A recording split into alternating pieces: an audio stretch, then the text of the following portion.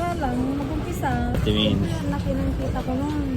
Grabe, 1,000 stick may O, gosh. di kong naubos yun. Okay. Parang ang benta ko, Okay. 15. Ibig sabihin, Binibenta nila ng ano, 25. so pwede- Wala rin sir. Kung ano, mga piso na lang mali siguro. Kasi yung pinakamahirap na part. ito, pagtutulog ng isa. Ay, naku, ikaw na pala. Ang nangyari yan si ate. Oh, naku, matagal na kami kumakain dito kay ate. Diba? Di ba tagal na, no? Parang, I think, yung previous work ko pa dun siguro 3 years ago. Hindi lang. 4 years ago, dito na ako makain kila ate ng mga ganyan-ganyan. Sarap. Ihaw, ganyan-ganyan. Ako, so si Bebe matagal na yan sa kanya. Ilang taon na ito nag-work sa ito? Matagal na rin, ano? Matagal na rin ako. Anong name mo, te? Winnie. Lini? Winnie. Winnie. Si Winnie, paano ka nag-upisa rito sa ganitong negosyo, sa iyaw-iyaw? Di ba ang hirap nito? Yung pagising pa ng umaga, mamalengke ka na, ganyan. Ano naging ano sa'yo, nagtulak sa'yo na ganyan negosyo piliin mo, te? Ano sir, dati po ako kasi ano yung promo. Promo? Oh. Nang? Diyan yung mga damit-damit lang. Oh. Siyempre may anak ako. Hindi ko maiwanan. Iwanan ko sa kapitbahay ko. Ano rin, yung sahod ko na 200 plus. 200 yung time na yun? 250. Oo. Sa sahod ko sa kanya yung ano, 100. Hindi wala rin matitira sa akin. Oh. Anong year yun, te? Mga anong tanda mo? 2,002 ata sir. 2002. Ilan na ba anak mo niyan? Isa lang. Eh? Oo, naglalako ako sa mga kasama. Ano nilalako mo nun? Mga ulan. Ganyan. Anong ulam yung tanda mo pa? Yung inumpisahan mo? Adobo lagi sa yung ulam namin. Adobo. Niluluto ko. Ang galing naman. Bilis mo na gawin, no? ganyan. Oo. Tapos, Yun, tapos dinagdagan ko lang isaw.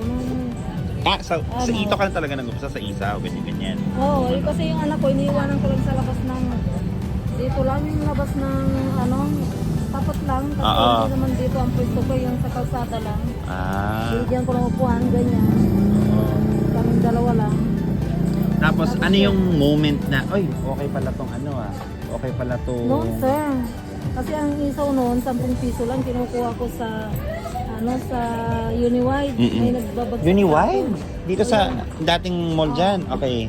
Tapos, naawa sa akin yung mga nag-deliver, yung malamang loob ng baboy, ganyan. O, 250 lang bigay sa akin, buong naman yung loob na yun. Twins. Ang laki ng kita ko noon. Ngayon, hindi na. Parang maliit na lang. Parang, Oo, kumbaga syempre iba yung nakaraan sa ngayon. Oo, nung talaga malaki yung kita. Palaki ko yan ako. Pero ngayon, kunti na lang. Yung parang ito, sa 10 piso, 20 pesos noon. Ngayon, 130 na ang kilo. Bumintrip kaya kunti na lang. Pero okay lang yun, at least nga nakakabuhay pa rin, ano? Tsaka tagal-tagal mo na rito, hindi mo na ito pwedeng ihinto. Ito yung negosyo na talagang ito-transfer mo na lang sa anak mo niyan. Oo. Yung anak ko, tinuturuan ko na rin. Pero sa ganitong klaseng business din na ano, mga ihaw-ihawan, ano yung pinakamahirap na part? Ito, pagtutulog ng isa. Hindi Totoo kasi naman, babalik tagal ko. niyan. Tsaka niluluto ko lahat. Yung gising ka ng maaga, kahit na masakit pa yung katawan mo, ayaw mo gumising ng ano, madaling araw, gigising at gigising ka kahit na hindi ka makabangon. Kasi syempre kung hindi ka gigising, wala kayo bebenta. Anong oras ka ba gumigising niyan? Plus 4. Kumbaga everyday na mamalengke ka, hindi naman? Ay, everyday. Everyday. Kasi hindi pwede istakin te. Okay. Parang ganyan, te. Hindi pa kunyari, hindi siya naubos sa isang araw, mga ilang araw lang siya pwede. Ito? Oo. 24 hours lang po ito. Oh, no. Kailangan Ganun bukas, kailangan ubos na mabenta agad. na ganyan. So, natatansya mo na pala. No, kung ano. Okay. Natansya ko lang. Kumaga ilan lang yung may i-release mo. Oo. Hindi, naubos naman sir kasi ang daming estudyante. Pag ito, nilabas ko bukas, ano yung mga estudyante, ang dami yan sir. Pag 11, ganyan, 12, mga SM. Ako, the very reason ko bakit ako bumabalik-balik sa'yo dito, yung suka mo de. Ayun, yung suka yan sila ate. Yung suka ko sir Suka kasi, niya kasi ang sarap. hinahaluan ko kasi sa mga luya yan sir, yung mga herbs na sili, luya, yung mga ano, spicy na. Kumaga, sabi nga, yung mga, imagine mo na kailang offices na ako, pero babalik-balik kami dito. Tapos lahat sila, uy, ang sarap dito, ang mura pa. Even yung ano, yung foreigner namin na ano, nadala na namin dito. Oo. Diba? yung love mo kasi for that, no mo. Hirap Hinahaluan ko kaya. kasi sir ng ano, yung pinaghahalo-halo ko yung mga spicy na ano. Oo. Tapos biniblender ko. Ngayon tayo, kung sakaling merong gustong magnegosyo ng ganitong klaseng business, yan yung mga ihaw-ihaw, ganyan, tapos may kainan sa labas, mararecommend mo pa rin siya ngayong recommend mo pa rin. Oo naman sir. So ano yung masasuggest mo na dapat nilang gawin? Tiyaga lang, mag-umpisa. Sa una talaga, mamumunan ka. Halos ako nung nag-umpisa ko. Halos tatlong Puhunan, buwan, yes. tatlong buwan talaga akong wala talagang kita. Opo. Sakto-sakto Abono lang. pa. Abono pa. Hindi, abono pa ka Oo. pa sir. Okay din. Nung tatlong buwan ako dito, nakaka 300, 700 ako isang buwan. Opo. Ay isang araw lang. Yung benta ko, 300, 700. Opo. Ang dami nga titira. Kaso nga lang, gumawa ako ng paraan na nagdi-deliver dyan sa... So nagkumaga another way, no? Para mabenta, Oo, para ma-deliver mo na. mabenta ko lang, sir, gumawa ko ng paraan na yun sa mga motorsport na Oo. ano... Ikaw na, nagtitipid ako. para... Oo. Naglalako-lako ako, tapos pinapautang ko. Ang galing nga. Okay. Pinapautang ko yun. Oo. Kasi kung kakash naman, kung hindi ka kilala, hindi ka naman bibili. Totoo. Tapos napakamura nun, sir. 25 pesos lang yung pork chop ko nun. Oo. Kasi ang karni nun, 140 lang. Oo. Eh ngayon, Galing, ang pork chop ko, 50. Ate. Kaya ano, Nako, pero ako talaga ay highly recommend nitong kainan mo dito, 'di ba? Sobrang simple pero sobrang sarap ng suka, at the same time itong mga putahe nila ate. Dito lang yung sa may likuran ng SM actually. Dito yan, sa SM. Tapos, ano bang street ate? ito po yung Maria Clara. Maria Clara. Ayan te ha. Sa lahat ng mga gustong i-try dito, punta kayo kay sa Maria Clara. Lukod lang to ng SM. Hanapin nyo si Ate Winnie. Ayan o, Winnie Lynn Canteen. Ayan. So isa yan sa mga inspirasyon natin, pwede natin sundan. Lalo na kapag gusto nyo itong umpisahan yung ganitong klase ng negosyo. Mahirap, pero sabi ni ate, tiyaga lang daw. Si Winnie. Dito rin ko binubuhay yung tatlong anak ko. Ayan. O yan, tingnan nyo yung mga putahin na natin Winnie dito. Ayan. Ang sarap. Yan. So paluto ka lang doon sa kanilang ganun. Yan. Be, hi ka naman dyan, be. Nahiya siya. Hello. Alright. Oo. Pinipilahan talaga. Kasi mura kasi din, ako sabi ko. Pinipilahan, may isang barbecue at saka isang rice. Oo. Unlimited na sabaw at saka unlimited na yung toppings. Yung pinagkukulang ko ng barbecue. Imagine kami noon, ang tanda ko, parang 4 or 5 kami. Pero ang magkano lang binayaran, wala pa sila 400.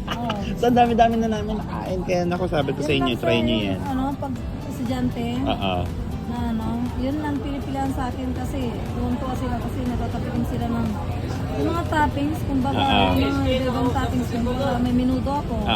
Yun, o kaya pork steak, nakaka-toppings sila na ano. Sabagay, pa Kasi mga noon, soda. hindi ako nakakatigil ng Even sa barbecue. mga yung sa SM, no? Sa mga SM, puro barbecue po. Kumaga dito sa tamang canteen. Ayan. So guys dito lang yan sa likod ng SM, Maria Clara. If you want to try, dala kayo. Ang sarap ng sabaw nila. Super. Right eh. Ibig sabihin kumbaga parang kunyari pupunta ka ng Balintawak, Blooming Street, binabayaran mo din agad. Hindi mo siya parang utang sa supplier mo, ganyan. Minsan pinapautang ako kasi nga ako lang ang ayaw. Bakit? Pagpautang. Parang nababahala ako eh. Parang, Sabagay.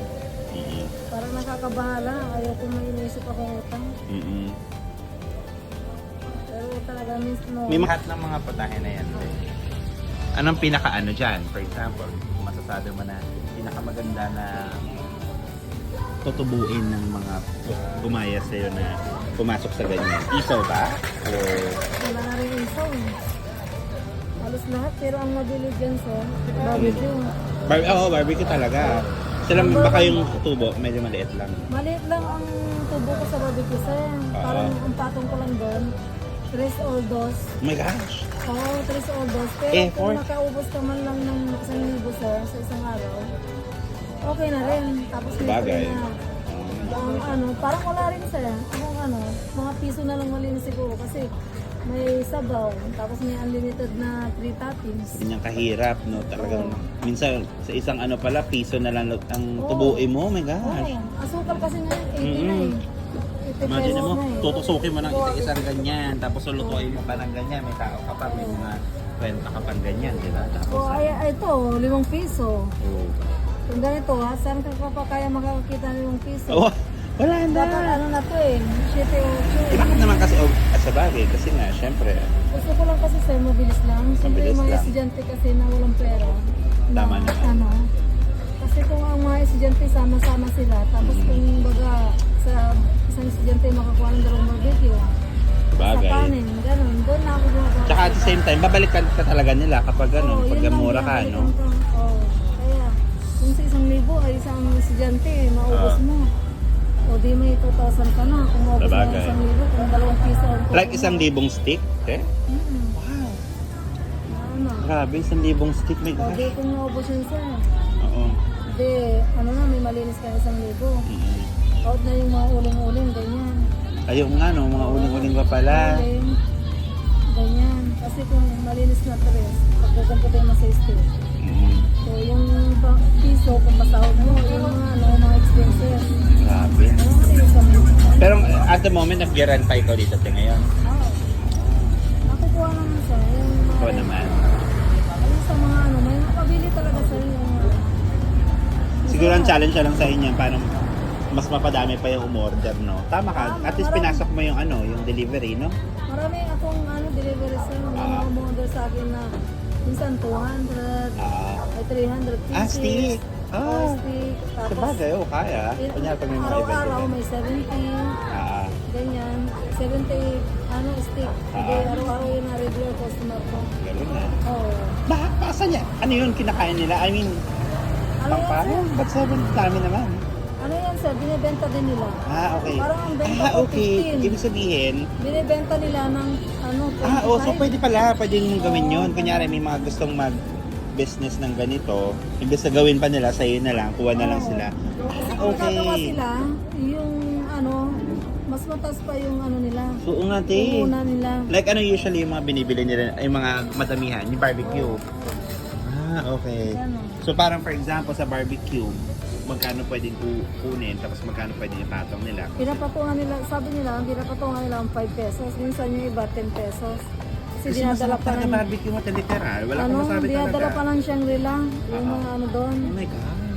May umorder Pero sa sila akin. na yung parang mag-iihaw, ganun, di ba? Sila na. Iniihaw namin. Yung okay. iba, stick ano, hindi. Depende okay. sa ano nila. That's opportunity. Ibig sabihin, for example, ako gusto ko mag-business ng ganito, kontakin ka lang namin, tapos paluto na, tapos patungan na lang nila, no? Ganun lang. Ako sa inyo. Ayan. Sobrang laki talaga niya. Tapos ang sarap pa. May kasama ng suka yan, tayo na ano mo na. Meron na. Ang galing. Kita mo tayo, may opportunity pa parang ganyan. Buti na nakakalig. Maraming matutuwa niya pag nalaman nila. Oo nga, no? Kasi ikaw kumuha ka na lang, patungan mo na lang. So, at least may business opportunity pa na pwede nilang May i-try. ano na siya, pampahid.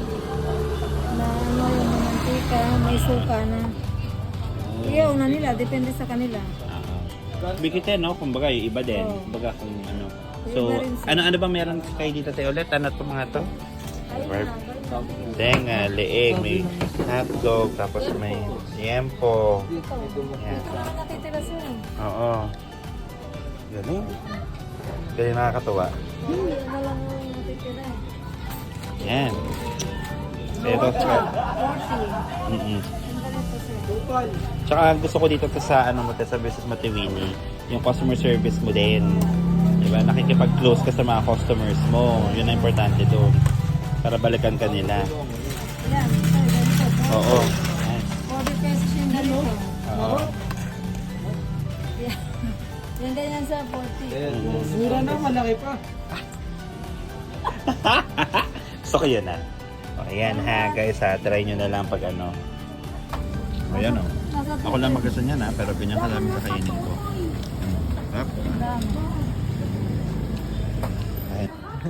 So dami ko nang in-order kanina. Magkano lahat-lahat. Ang dami kong stick eh. Tinan mo oh. Sa mga ganyan-ganyan no. Diba? 140, 150, 160. Ilang rice ba yan? Isa lang. Tapos may soft drinks ako.